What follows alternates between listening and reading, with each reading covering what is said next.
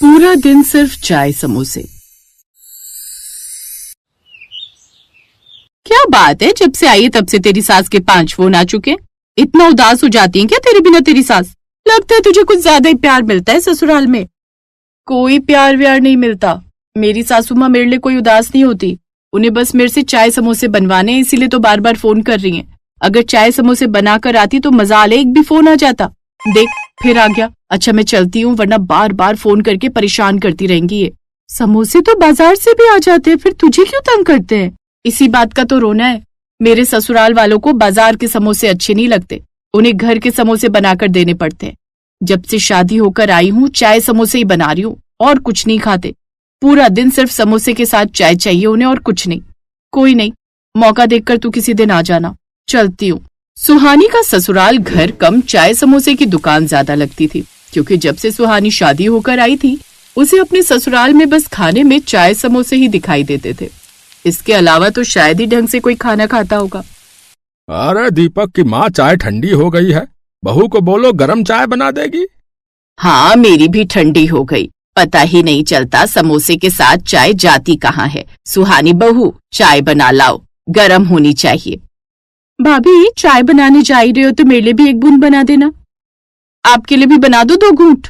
हाँ, इससे बढ़िया क्या बात होगी, बना लाओ। सुहानी चिढ़ती हुई रसोई में जाती है और चाय चढ़ाती है। तभी उसकी मम्मी का फोन आ जाता है। हेलो, हाँ माँ। और क्या कर रही है मेरी बिटिया? सोचो, जब आपका फोन आता है मैं क्या कर रही होती हूँ? तू चाय समोसे बना रही है क्या? सही पहचाना। वैसे मुझे एक बात बताओ मम्मी, आपने क्या सोचकर मेरी शादी इस घर में करवाई थी? परेशान हो गई हूँ मैं, जब देखो चाय समोसे चाय समोसे। तभी सुहानी की सास रसोई में आ जाती है और सुहानी फोन काट देती है। चाय बन गई बहू? जी बस बन रही है। सुहानी ने 5 कप चाय डाली और सास को पकड़ा दी। रोजाना सुबह की शुरुआत चाय समोसे से ही होती थी और शाम तक चाय समोसे ही सुहानी की रसोई में बनते रहते थे। इसी वजह से सुहानी की पर्सनल लाइफ खत्म होती जा रही थी। ऐसे ही एक दिन, ठीक है मैम, तो मैं 1 बजे तक आपके पास आती हूँ। मेरी बुकिंग ले लो आप, बस मुझे वेट ना करना पड़े। ठीक है मैम, थैंक यू। मम्मी, मेरे कॉलेज के कुछ फ्रेंड्स आज घर पर आ रहे हैं। फाइनल एग्जाम के लिए एक प्रोजेक्ट तैयार करना है, तो मैंने सोचा अपने घर ही बुला लेती हूँ। भाभी आप मेरे फ्रेंड्स के लिए समोसे बना लो, 30-40 समोसे बना लेना। नंदिनी, मुझे तो ब्यूटी पार्लर जाना है, मैंने अपॉइंटमेंट लिया हुआ है। अगर आज नहीं गई तो फिर अगले हफ्ते जा पाऊंगी। 2 दिन बाद मेरी सहेली नंदिनी के घर कीर्तन है।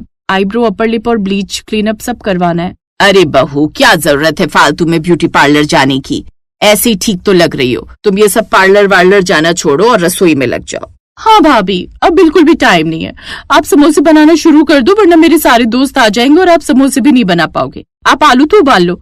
अच्छा मम्मी, मैंने ब्यूटी पार्लर जा रही हूँ, बहुत दिनों से फेशियल नहीं करवाया, फिर एग्जाम स्टार्ट हो जाएंगे तो जा नहीं पाऊंगी। हाँ हाँ जातू हुआ, तेरा चेहरा भी बहुत काला होता जा रहा है, सारा दिन धूप में घूमती है। तब तक तेरी भाभी समोसे की तैयारी कर लेगी। उस समय सुहानी का मुंह देखने वाला था। वो गुस्से में रसोई में गई और समोसे बनाने की तैयारी करने लगी। उस दिन नंदिनी के 2-4 दोस्त नहीं बल्कि 10 से 15 दोस्त घर पर आए। यार, शोभी ने जब बताया कि प्रोजेक्ट के लिए तेरे घर आ रही है तो मैंने सोचा मैं भी साथ आ जाऊँ, काम कर लूंगी। झूठ बोल रही है, कोई काम वाम नहीं है इसे, ये तो बस तेरे घर समोसे चाय की पार्टी उड़ाने आई है। हाँ ये तो सच है नंदिनी, तेरे घर के समोसे बहुत ही टेस्टी होते हैं। थैंक यू यार। अच्छा तुम सब बातें करो, मैं समोसे चाय लेकर आती हूँ। नंदिनी रसोई में गई तो सुहानी गैस के आगे खड़ी समोसे तल रही थी। नंदिनी समोसे लेती जाती और दोस्त खाते जाते। उन्हें तो मुफ्त की पार्टी मिल गई थी। 3 से 4 घंटे तक सुहानी रसोई में अकेले ही काम करती रही। फिर कुछ देर बाद पति और ससुर भी आ गए, फिर उन्हें भी सुहानी ने चाय समोसे दिए। सुहानी, आज समोसों में नमक थोड़ा ज्यादा नहीं हो गया? हाँ भैया, आप बिल्कुल सही कह रहे हो। मेरे फ्रेंड्स भी बोल रहे थे कि समोसों में नमक तेज है। अरे तेज है नमक, जरा दिखाओ तो कैसा टेस्ट है। अरे बहू, ये क्या कर दिया, कितना तेज नमक डाल दिया। बताओ तो नंदिनी के फ्रेंड्स कुछ बोले तो नहीं? बोले तो कुछ नहीं, पर बाद में ना बोले यही डर है। भाभी थोड़ा ध्यान दिया करो, आपको एक काम बोला था कि समोसे बना दो, आपसे वो भी ठीक से नहीं बन पाए। सबने मुंह बना लिया, जबकि सुहानी पूरा दिन मेहनत करती रही और मेहनत के बदले मिला क्या? सिर्फ ताने। उस दिन सुहानी का मूड बहुत खराब रहा। अगले दिन सुहानी ने सबके लिए चाय समोसे बनाए और फिर अपनी सहेली नंदिनी के घर कीर्तन में चली गई। शाम के 7 बजे सुहानी की सास ने घड़ी की ओर देखा। दीपक, बड़ी देर हो गई, सुहानी को अब तक आ जाना चाहिए था। एक बार फोन करके देख। माँ किया है फोन मैंने, स्विच ऑफ आ रहा है। भैया भाभी की फ्रेंड को मिला लो, क्या पता भाभी अभी निकली ही ना हो। दीपक नंदिनी को फोन मिलाता है, पर सामने से आया जवाब सुनकर दीपक के पैरों तले जमीन खिसक जाती है। दीपक जी, सुहानी तो 6 बजे निकल गई थी, अब तक घर नहीं पहुंची क्या? कहीं मम्मी के घर ना गई हो आप? एक बार वहां फोन करो, मैं भी ट्राई करती हूँ। हाँ, आप भी ट्राई करो और जैसे ही पता चले मुझे बताना। क्या हुआ दीपक बेटा, क्या कहा नंदिनी ने? सुहानी वहां नहीं है, मैं सुहानी के घर पर फोन करता हूँ। दीपक सुहानी के घर पर फोन करता है, पर वहां भी सुहानी नहीं पहुंची थी। सुहानी के मम्मी पापा भी घबराए हुए वहां आ जाते हैं। आखिर सुहानी गई कहाँ? कोई लड़ाई हुई थी क्या? नहीं आंटी जी, भाभी तो बिल्कुल ठीक थी, बस सुबह हम लोगों को नाश्ते में चाय समोसे खिलाए। और तो फिर मेरी बच्ची कहाँ गई? भगवान, मेरी बच्ची कहाँ है? वो बिल्कुल सुरक्षित हो। सब लोग पूरी तरह से घबरा चुके थे। सुहानी का कुछ पता नहीं था, मोबाइल उसका स्विच ऑफ ही था। मेरी बेटी को अगर कुछ हुआ तो मैं आप सबको माफ नहीं करूंगा, बता रहा हूँ। जरूर मेरी बेटी को आप सबने तंग किया है। हाँ, हमसे कहती थी सुहानी की मम्मी। तभी दीपक की आंखों में आंसू आ गए। सुहानी की सास भी रोने लगी, पर तभी सुहानी आ गई। उसके माथे पर चोट लगी हुई थी। सब लोग सुहानी को इस हालत में देखकर घबरा गए। सुहानी बहू, ये क्या हो गया? तुम्हारी चोट कैसे लग गई? भाभी, आपको चोट कैसे लगी? सुहानी बेटा, क्या हो गया? मेरी बच्ची, तुझे चोट कैसे लग गई? नंदिनी के घर से 6 बजे निकली थी। कल मोबाइल फोन में एक ऐड आ रहा था जिसमें समोसे बनाने की मशीन दिखा रहे थे, जिसमें जल्दी जल्दी समोसे बन जाते। सोचा बाजार से खरीदती हुई घर आ जाऊंगी, पर बाजार में बारिश का पानी भरा हुआ था और गड्ढे में पैर आ गया। माथे पर चोट आ गई, मोबाइल फोन भी टूट गया। फिर डॉक्टर के क्लिनिक से पट्टी करवाई और घर वापस लौटी। मुझे लगा अगर समोसे बनाने की मशीन खरीद लूंगी तो समोसे जल्दी बन जाएंगे। सुहानी की बात सुनकर उसके ससुराल वाले बहुत शर्मिंदा हो गए। आज उनकी वजह से ही सुहानी इतनी परेशान थी। सबको अपनी गलती का एहसास हुआ और अगले दिन से ही सबने चाय समोसे पर रोक लगा दी। अब जिसको भी समोसे खाने होते थे बाजार से आ जाते थे या फिर सास और ननद बना लेती थी।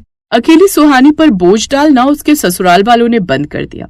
भले ही सुहानी को चोट लगी थी, पर इस चोट के बाद सुहानी को पूरे दिन समोसे और चाय बनाने की ड्यूटी से राहत मिल गई।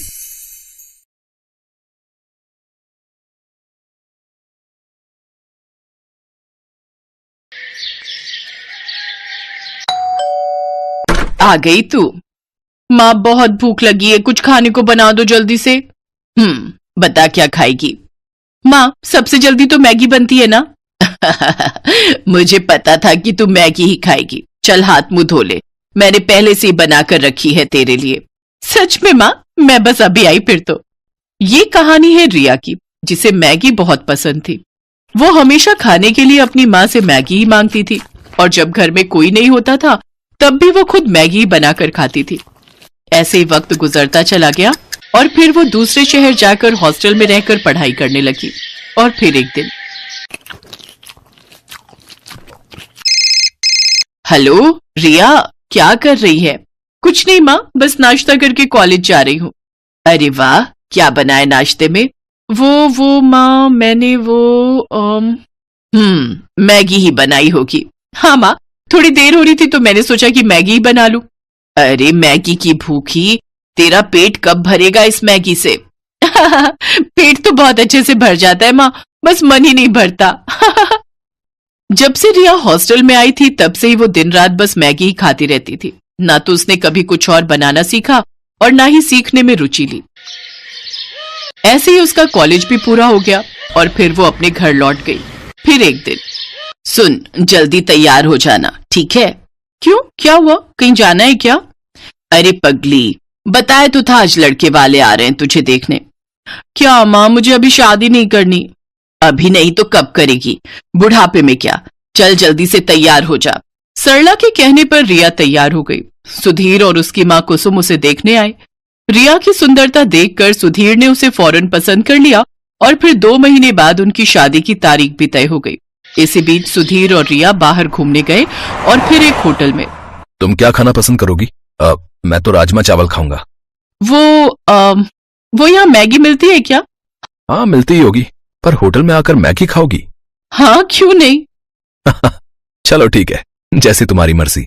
उस दिन सुधीर को समझ आ गया था कि रिया को मैगी बहुत पसंद है, लेकिन कितनी ज्यादा पसंद है ये तो उसे मालूम होना अभी बाकी था। फिर उसी शाम, रिया देख, अब तेरी शादी होने जा रही है, अपने ससुराल में जाकर उन्हें क्या खिलाएगी? बस मैगी? अरे कुछ तो खाना बनाना सीख ले, वरना तेरी सास तुझे धक्के देकर घर से बाहर कर देगी। हाँ हाँ माँ, कल से ही मुझे खाना बनाना सिखा देना, ठीक है? रिया को कभी खाना बनाने में इंटरेस्ट नहीं आया। उसने जब बहुत आसानी से अपनी माँ को कहा कि वो कल से ही खाना बनाना सीखेगी, तभी उसकी माँ समझ गई थी कि वो जरूर कोई तिकड़म भिड़ा रही है। शादी को अब बस 10 दिन बचे थे और अगले ही दिन रिया की 4 सहेलियां उसकी शादी के लिए उसके घर में आकर रुक गईं।